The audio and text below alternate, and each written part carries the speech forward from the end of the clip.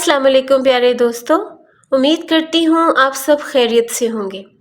आज जो वाक़या मैं आपके साथ शेयर करूँगी वो हज़रत सलमान अलैहिस्सलाम के हवाले से है। एक दफ़ा हज़रत सलमान अलैहिस्सलाम नहर के किनारे बैठे हुए थे कि उनकी निगाह एक चूंटी पर पड़ी जो गेहूं का एक दाना लेकर नहर की तरफ जा रही थी।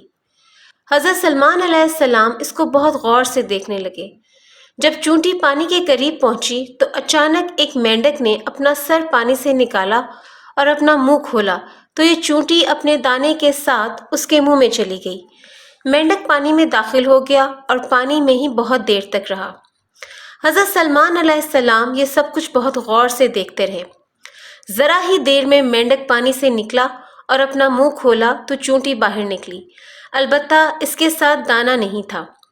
हज़रत सलमान अलैहिस्सलाम ने चूंटी को बुलाकर मालूम किया कि बताओ ये क्या माजरा था और वो कहाँ गई थी।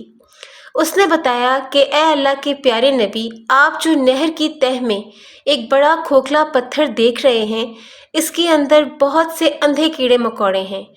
अल्लाह ताला ने उनको वहाँ पर पैदा किया है और वो वहाँ से रोज़ी तलाश करने के लिए नहीं निकल सकते।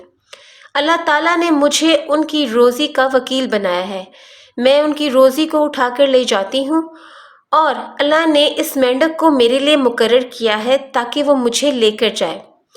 इसके मुंह में होने की वजह से पानी मुझे नुकसान नहीं पहुँचाता।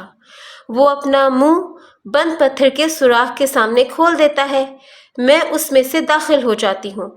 जब मैं उनकी रोज़ी उन तक पहुँचाकर पत्थर के सुराख से इसके मुंह तक आती हूँ तो मेंढक मुझे मुंह से बाहर निकाल देता है।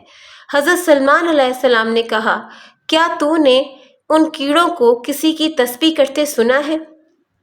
चूंटी ने बताया कि जी हाँ, वो सब कहते हैं, ऐ वो ज़ात जो मुझे इस गहरे पानी के अंदर भी नहीं भूलता।